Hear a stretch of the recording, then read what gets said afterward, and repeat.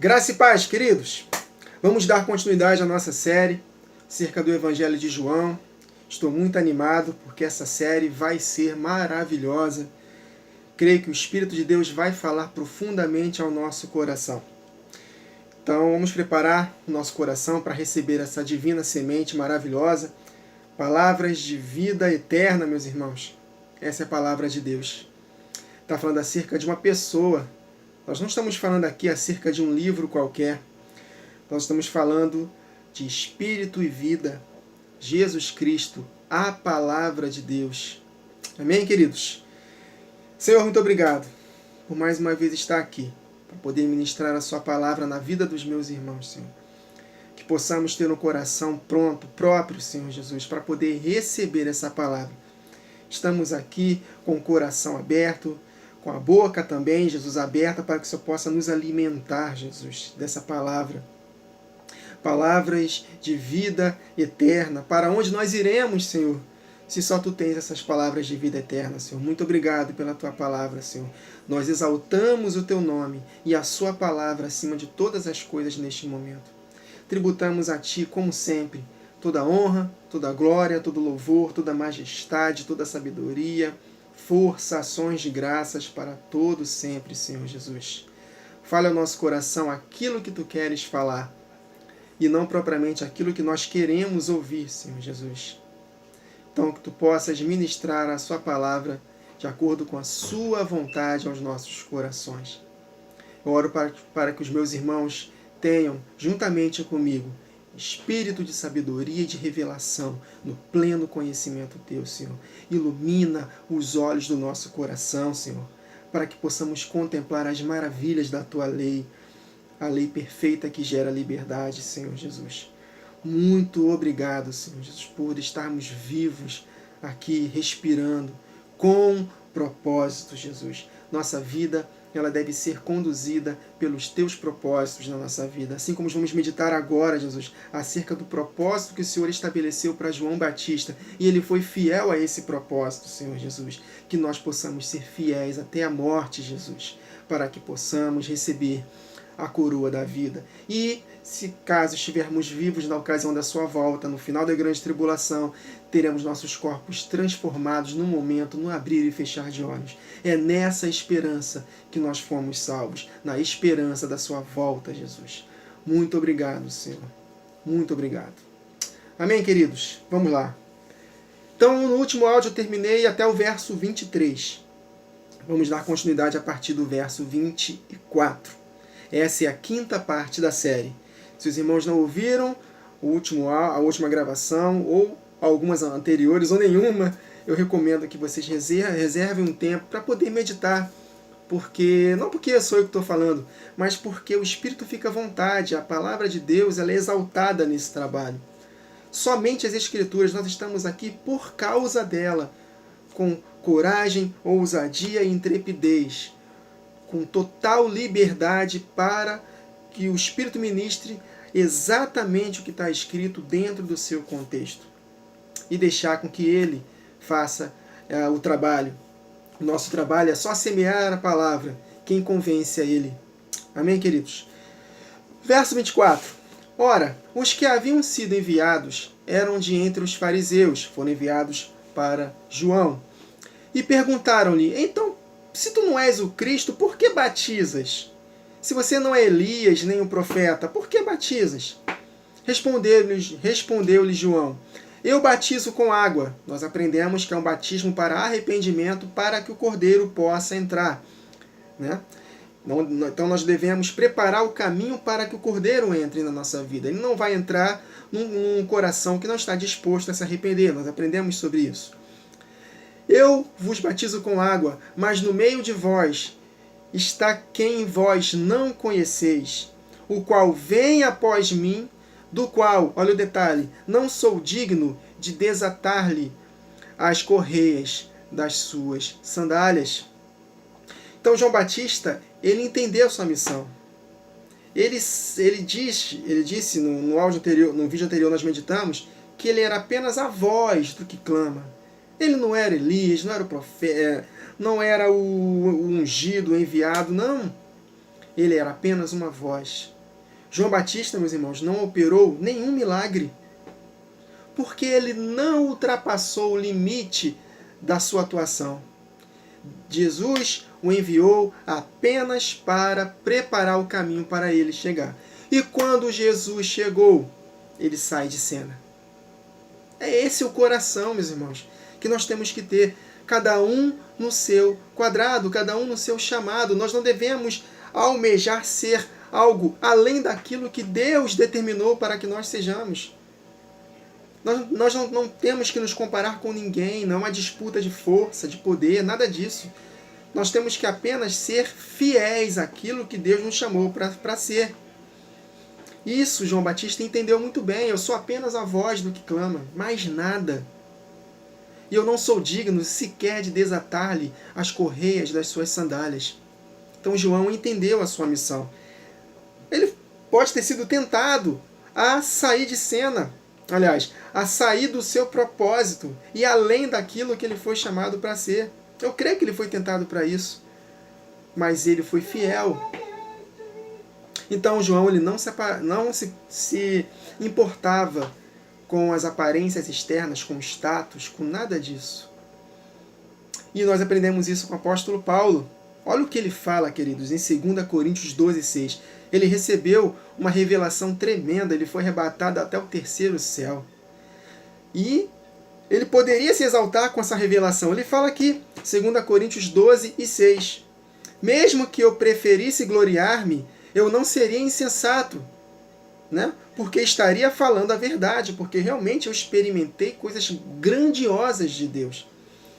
Agora, olha o que ele fala, eu evito fazer isso, para que ninguém pense a meu respeito mais do que em mim vê ou de mim ouve. Então o apóstolo Paulo ele sabia muito bem o seu lugar.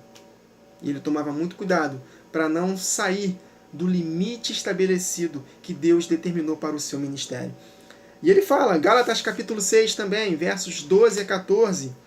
Todos os que querem mostrar boa aparência na carne, como os fariseus faziam isso na época de Jesus, esses vos obrigam a circuncidar-vos, somente para não serem perseguidos por causa da cruz de Cristo. Na época da transição das alianças, os judaizantes perturbavam a igreja.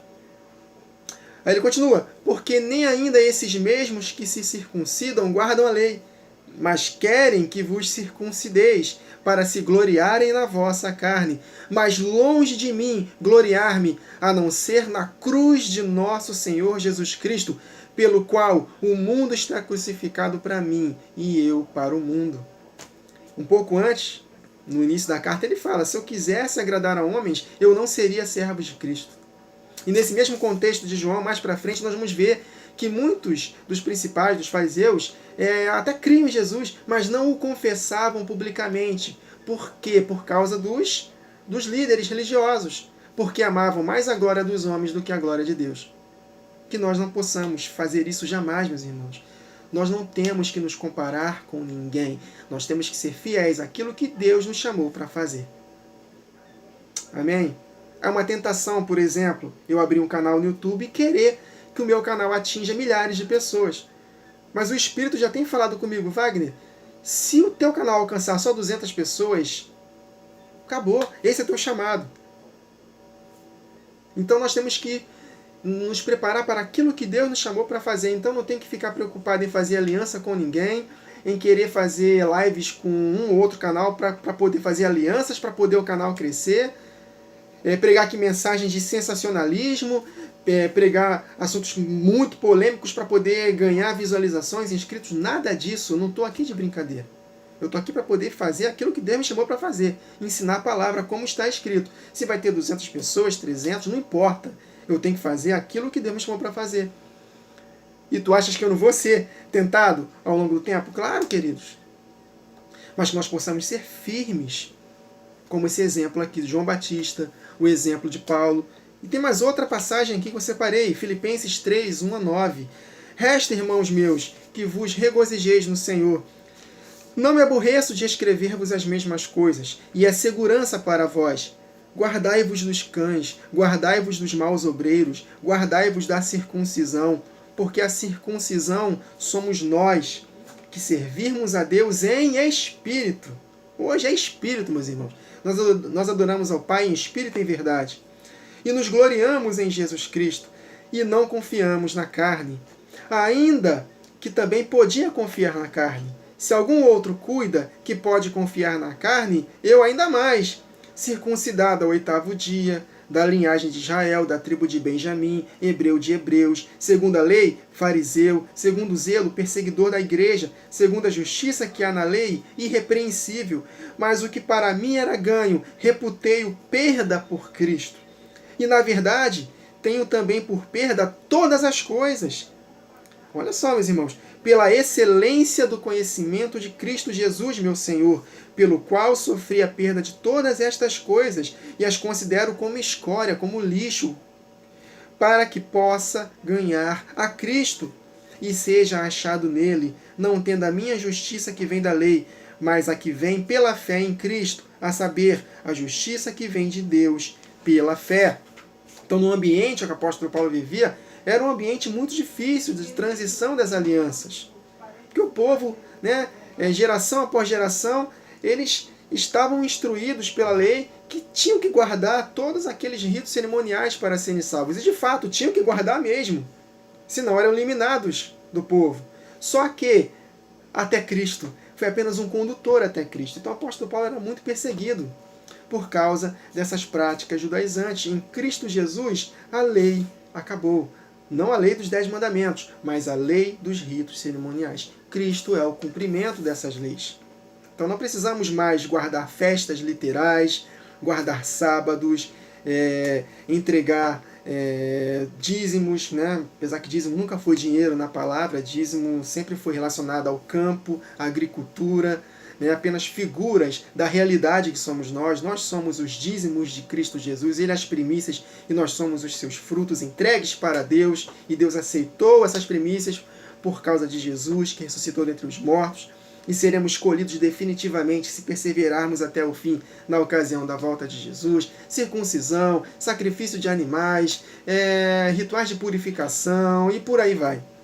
E, infelizmente, queridos, está crescendo o número de judeus messiânicos que creem em Cristo, mas querem fazer com que nós aceitemos que temos que voltar para essas práticas para de fato sermos salvos. Muito cuidado, isso está crescendo muito no nosso meio. Então, meus irmãos, no verso 27, João Batista falou que ele não era digno sequer de desatar as correias das sandálias de Jesus. Ele era apenas uma voz.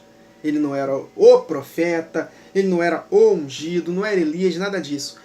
Ele era apenas uma voz. Vou repetir, João Batista não operou nenhum milagre. Nenhum milagre João Batista operou. Ele simplesmente só batizou o batismo de arrependimento para preparar para que um maior do que ele entrasse em cena. Ele foi fiel ao seu chamado e morreu entre 30 e 33 anos, decapitado, sem nada. Nas lentes da teologia da prosperidade isso é loucura, mas nas lentes de Deus não. Isso é honra. Jesus elogiou João, que entre os nascidos de mulher não houve nenhum sequer igual João Batista. Olha só, não operou nenhum milagre. Morreu sem nada, conta bancária zerada, sem nada, sem dinheiro, sem nada. Mas foi honrado por Deus, porque o seu chamado era exatamente fazer isso aí. Preparar o caminho para o Senhor. Não quis ser rico, não quis ultrapassar o ministério dele, além do que ele foi chamado, não. E isso é um exemplo para nós. Nós precisamos compreender a vontade de Deus para a nossa vida e não buscá-lo para ser rico, para ter as coisas, nada disso. Se no longo da nossa jornada, dependendo do nosso chamado, Deus acrescentar algo para nós, amém. Se não, amém do mesmo jeito. Nós fomos chamados para cumprir o propósito de Deus para a nossa vida. Só temos como descobrir isso se nós buscarmos a Deus. Aí Ele vai se revelar para nós. E importa que dos despenseiros é que sejam encontrados fiéis. Amém, queridos? Fiéis. Amém, Jesus. Verso 28. Estas coisas se passaram em Betânia, do outro lado do Jordão, onde João estava batizando. Verso 29. No dia seguinte, viu João a Jesus, que vinha para ele. E ele disse, olha ali, eis o Cordeiro de Deus, que tira o pecado do mundo. Meus irmãos, olha só. A Páscoa foi o início dos tempos determinados. Se Jesus não tivesse sido fiel, todos os outros tempos determinados, estou me referindo às 7 festas fixas do Senhor, não se cumpririam. Então Jesus, por ter sido o Cordeiro Pascal perfeito, ele garantiu a festa dos pães ázimos, a festa das primícias, dos Pentecostes e as 3 festas que vão se cumprir no futuro. Na ocasião da última semana de Daniel, a festa das trombetas, e na festa da expiação, que é a penúltima festa, que vai ser o dia quando o nosso sumo sacerdote vai sair do Santo dos Santos com os nossos pecados definitivamente expiados, e aí sim nos introduzir para a festa dos tabernáculos, que é a festa do casamento, das bodas do Cordeiro, em que reinaremos com Cristo por 1000 anos. Então ele é o Cordeiro de Deus que tira o pecado do mundo. Eu expliquei isso para os irmãos na última gravação. No mundo do Espírito está consumado, mas no nosso tempo ainda não. Ainda faltam tempos determinados para se cumprir. Então só há uma maneira de nós alcançarmos a expiação definitiva dos nossos pecados, se perseverarmos até o fim. Então hoje ainda pecamos. Ainda não temos a expiação definitiva dos nossos pecados hoje. Se pecarmos, nós devemos confessá-lo, nos arrepender e ele vai nos perdoando. Mas a expiação definitiva só na ocasião da volta de Jesus. E é exatamente sobre isso que eu quero falar com os irmãos. Ele é o Cordeiro que tira o pecado do mundo. Mas a expiação ainda não foi completa. Lembra quando nós meditamos logo no início do meu canal, falando acerca dos erros do pré-tribulacionismo, falando acerca das 70 semanas de Daniel, que vai se cumprir com a igreja? 70 semanas foram determinadas para se cumprir 7 maravilhas, e dessas 7 maravilhas tem o expiar da iniquidade e dar fim à transgressão. E isso não se cumpriu ainda. A iniquidade ainda continua, Então não temos a expiação perfeita ainda, só quando Jesus voltar. Vamos ler 1 João capítulo 2, versos 1 a 6. Meus filhinhos, estas coisas vos escrevo para que não pequeis. E se alguém pecar, temos um advogado para com o Pai, Jesus Cristo, o justo. Ele é a propiciação pelos nossos pecados, e não somente pelos nossos, mas também pelos pecados de todo o mundo, o Cordeiro de Deus, que tira o pecado do mundo. Olha a condição. E nisto sabemos que o conhecemos, olha a condição indispensável, se guardarmos os seus mandamentos. Aquele que diz: eu conheço, mas não guarda os seus mandamentos, é mentiroso, e nele não está a verdade. Mas qualquer que guarda a sua palavra, o amor de Deus está nele verdadeiramente aperfeiçoado. Eu não me canso de dizer isso. O amor de Deus só se manifesta num coração que está disposto a se arrepender. Só confessar da boca para fora, só crer que Jesus é Deus, que Jesus morreu na cruz, isso não vai fazer de nós, queridos, salvos. Lembra Tiago falando em João 2? Você crê que existe um só Deus? Muito bem. Até os demônios creem e tremem. Mas quer certificar-se, ó louco, que a fé sem obras, sem obediência aos mandamentos do Senhor, é morta? Então é isso, meus irmãos. Aí ele continua: mas qualquer que guarda a sua palavra, aí sim, o amor de Deus está nele verdadeiramente aperfeiçoado. Nisto conhecemos que estamos nele. Aquele que diz que está nele deve andar como ele andou. Amém, queridos? Então, como é que nós vamos alcançar a expiação definitiva dos nossos pecados, queridos? Se nós guardarmos os seus mandamentos até o fim. Lembra que o apóstolo Paulo fala isso em Romanos 2? A vida eterna é para aqueles que perseveram em praticar o bem. Apóstolo Paulo em Gálatas: não cansem de fazer o bem, porque a seu tempo ceifarão, se não voltarem atrás. E esse tempo, meus irmãos, é a volta de Jesus. Se nós morrermos com ele, beleza, nós ressuscitaremos no último dia. Se estivermos vivos na ocasião da sua volta, nós devemos estar prontos, preparados, perseverando até o fim. Quando o Filho do Homem voltar, porventura achará fé na terra? Que ele ache fé em nós. E nós sabemos que fé no hebraico, a raiz da palavra fé no hebraico é fidelidade. Ou seja, constância, perseverança, obediência. Até o fim. Amém, queridos? Então Jesus, ele deu esperança para todo aquele que foi salvo. todos os que morreram praticando obras, né, sendo justos, obedecendo, eles têm uma esperança de saírem daquele mundo dos mortos. Se Jesus não tivesse vindo a esta terra, morrido e ressuscitado, eles estariam perdidos. Mas há uma promessa de que Jesus ressuscitará a todos no último dia. E é nessa esperança que nós fomos salvos. Lembra que Pedro fala em 1 Pedro, capítulo 1, se não me engano, verso 9? Alcançando o objetivo final da nossa fé, a salvação da nossa alma. Então, a fé é uma vida de constante obediência, não de perfeição, mas de constante obediência e temor ao Senhor, para alcançarmos o fim da nossa fé. Apocalipse 22, se não me engano, verso 14, está escrito que bem-aventurados os que guardam os seus mandamentos, para que tenham direito à árvore da vida e possam entrar na cidade pelas portas. Então o apóstolo Paulo escreve em 1 Coríntios 15, vamos ler aqui, versos 12 a 28. Ora, se se prega que Cristo ressuscitou dentre os mortos, como dizem alguns dentre vós que não há ressurreição dos mortos? E se não há ressurreição dos mortos, também Cristo não ressuscitou. E se Cristo não ressuscitou, logo é vã a nossa pregação, e também é vã a nossa fé, porque o objetivo final da nossa fé é exatamente a glorificação do nosso corpo. E assim somos também considerados como falsas testemunhas de Deus, pois testificamos de Deus que ressuscitou a Cristo, olha, o Pai ressuscitou a Cristo, o Deus que é Espírito ressuscitou a Cristo. Então foi o Espírito do Pai que ressuscitou a Jesus, o qual, porém, não ressuscitou, se na verdade os mortos não ressuscitam. Então eles estavam sendo influenciados por muitos falsos mestres, dizendo que a ressurreição não existe. Aí ele fala, porque se os mortos não ressuscitam, também Cristo não ressuscitou. E se Cristo não ressuscitou, é vã a nossa fé. E ainda permaneceis nos vossos pecados. E também os que dormiram em Cristo estão perdidos. Os que morreram antes de nós, meus irmãos, todos os justos do Antigo Testamento, os que estão morrendo hoje, que vão morrer até a volta de Jesus, estão perdidos. Se a nossa esperança é exatamente sair daquela região dos mortos para reinar com Cristo para todo sempre com os corpos glorificados, se morreu, acabou? Que história é essa? Aí ele fala aqui no verso 19, se esperamos em Cristo só para esta vida, somos os mais miseráveis de todos os homens. Mas, de fato, Cristo ressuscitou dentre os mortos e foi feito as primícias dos que morreram.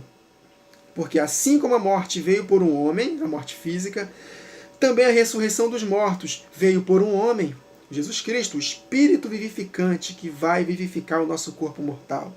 Porque assim como todos morrem em Adão, todos são mortais em Adão, assim também todos serão vivificados em Cristo, se habita em nós o Espírito daquele que ressuscitou a Jesus dentre os mortos, esse mesmo Espírito vivificará nossos corpos mortais, o Espírito de Cristo, o Espírito vivificante unido ao Pai. Mas cada um por sua ordem, Cristo as primícias, depois os que são de Cristo na sua vinda. Depois virá o fim, quando tiver entregue o reino ao Pai, ao Deus e Pai, e quando houver aniquilado todo o império, toda potestade e força, porque convém que Cristo reine até que haja posto todos os inimigos debaixo dos seus pés. Ora, o último inimigo a ser vencido é a morte física. Jesus venceu, mas nós ainda não. Nós vamos vencer com Cristo na ocasião da sua volta, porque todas as coisas sujeitou debaixo dos seus pés. Mas quando diz que todas as coisas lhe estão sujeitas, claro que se excetua aquele que lhe sujeitou todas as coisas. Então, o único que não está sujeito a Cristo é o Pai, que sujeitou todas as coisas a Ele.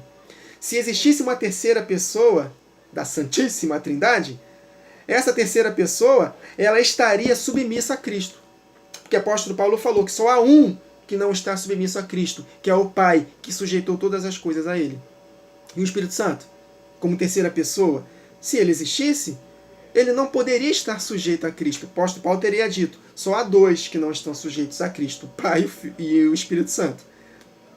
Está vendo como esse texto aqui, como milhares de outros textos na palavra, refuta a doutrina da Trindade, meus irmãos? Não é implicância minha. A Trindade, meus irmãos, não existe na Bíblia. É Pai e Filho. O Espírito Santo é o Espírito que os une. É a manifestação deles.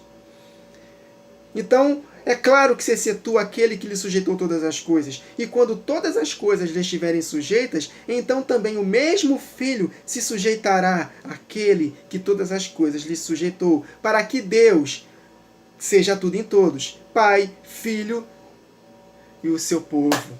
Ah, meus irmãos, Pai, Filho, a igreja. Amém? Salmo 16, versos 7 a 11. Olha a esperança do salmista. Bendigo o Senhor que me aconselha, pois até durante a noite o meu coração me ensina. O Senhor tenho sempre a minha presença, estando Ele à minha direita, não serei abalado. Alegra-se, pois, o meu coração e o meu espírito exulta, até o meu corpo repousará seguro, pois não deixarás a minha alma na morte, no Sheol, no mundo dos mortos, nem permitirás que o teu santo, Jesus, veja a corrupção. O corpo de Jesus não se decompôs. No terceiro dia ele ressuscitou.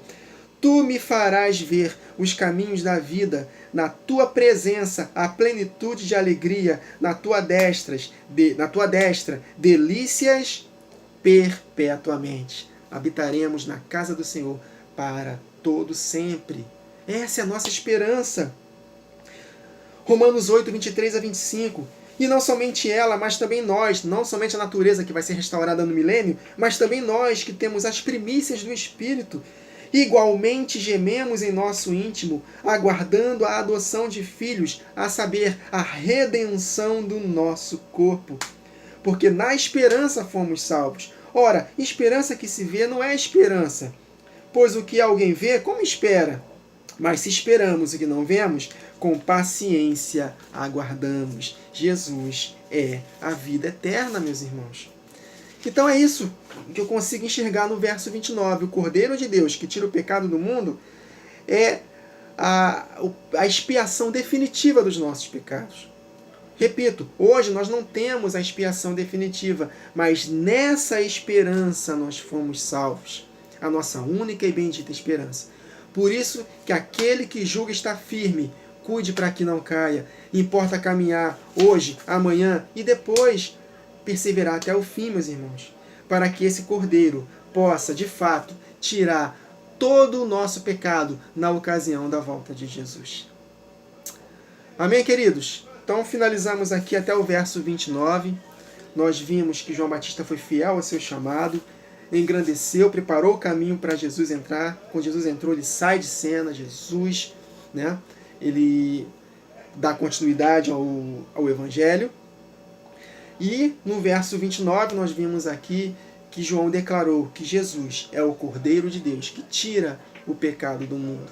Hoje nós somos novas criaturas, temos as primícias do Espírito, os primeiros frutos, temos a habitação do Espírito Santo, que é a unidade do Pai e do Filho, mas ainda não alcançamos o que havemos de ser.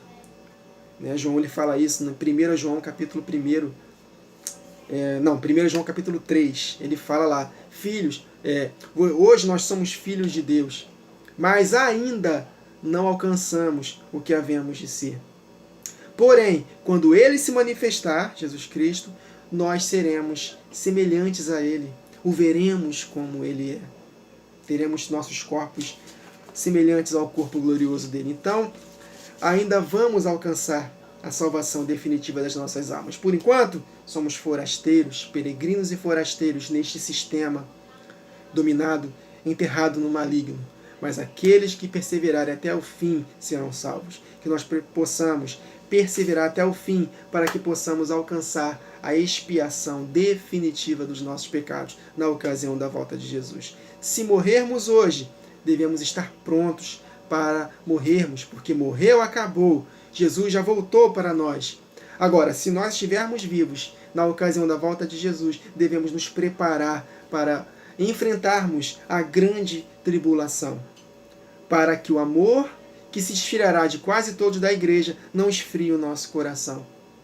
Amém, queridos? É necessário perseverar até o fim, para que o Cordeiro de Deus tire totalmente o pecado da nossa vida. O apóstolo Paulo, quando fala do novo nascimento, ele não fala que nós fomos livres do pecado agora. O pecado está nos nossos membros. Miserável homem que somos. Quem nos libertará do corpo sujeito a esta morte? Ele está falando da esperança, meus irmãos, da vida eterna. Tanto que ele fala depois, no capítulo 8, graças a Deus por Jesus Cristo.